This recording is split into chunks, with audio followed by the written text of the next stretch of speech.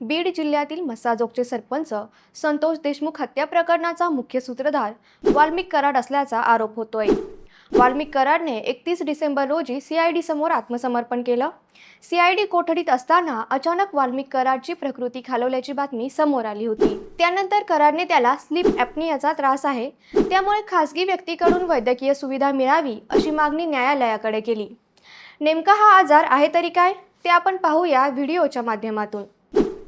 खंडणी केसमध्ये सीआयडी कोठडीत असलेल्या वाल्मिक कराडनं त्याच्यासोबत 24 तास एखादी खासगी व्यक्ती असावी अशी न्यायालयाकडे मागणी केली आहे।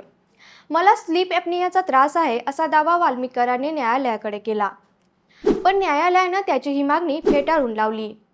तुरुंगात असलेल्या व्यक्तीसोबत कोणतीही खासगी व्यक्ती ठेवता येत नाही असं न्यायालयानं स्पष्ट केलंय। मला स्लीप ॲपनियाचा त्रास असल्यामुळे एखाद्या खासगी व्यक्तीकडून वैद्यकीय सुविधा मिळावी, एखादा मदतनीस 24 तास सोबत देण्यात यावा, त्याचसोबत सीपॅप मशीन मिळावी या मागण्या वाल्मिक कराडने केज जिल्हा सत्र न्यायालयाकडे केल्या होत्या। परंतु या सगळ्या मागण्या फेटाळत शासकीय व्यक्तीकडून सुविधा मिळतील असं न्यायालयानं सांगितलंय। आता स्लीप ॲपनिया म्हणजे काय याबाबत सर्वांनाच उत्सुकता लागली आहे। तर स्लीप ॲपनिया हा एक झोपेचा आजार आहे। यामध्ये व्यक्ती झोपेत असताना मानेचे स्नायू रिलॅक्स होतात, त्यामुळे वाढलेल्या वजनाचा फुफ्फुसावर दाब आला तर झोपेत असलेल्या व्यक्तीचं श्वसन काही सेकंदांसाठी बंद पडतं। त्या कालावधीत व्यक्तीला जाग देखील येऊ शकते, त्याची झोप डिस्टर्ब होऊ शकते।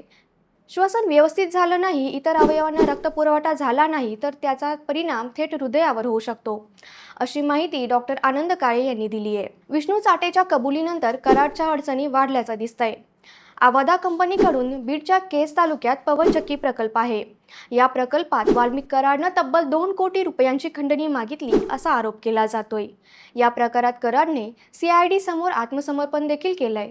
तर दुसरीकडे मस्साजोगचे सरपंच संतोष देशमुख यांची हत्या देखील याच प्रकरणाशी संबंधित असल्याचं बोललं जातंय।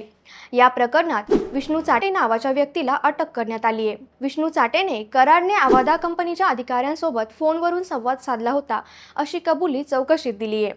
सीआयडीनं हा अहवाल न्यायालयात सादर केलाय, त्यामुळे आता विष्णू चाटेच्या कबुलीनं कराडच्या अडचणी आणखी वाढणार असल्याचं चित्र आहे। तर मंडळी, तुम्हाला या प्रकरणाबद्दल काय वाटतं ते कमेंट करून आम्हाला नक्की सांगा। असेच माहितीपूर्ण व्हिडिओ पाहण्यासाठी लेट्स अप मराठीला सर्व सोशल हँडलवर फॉलो करा आणि पाहत रहा लेट्स अप मराठी।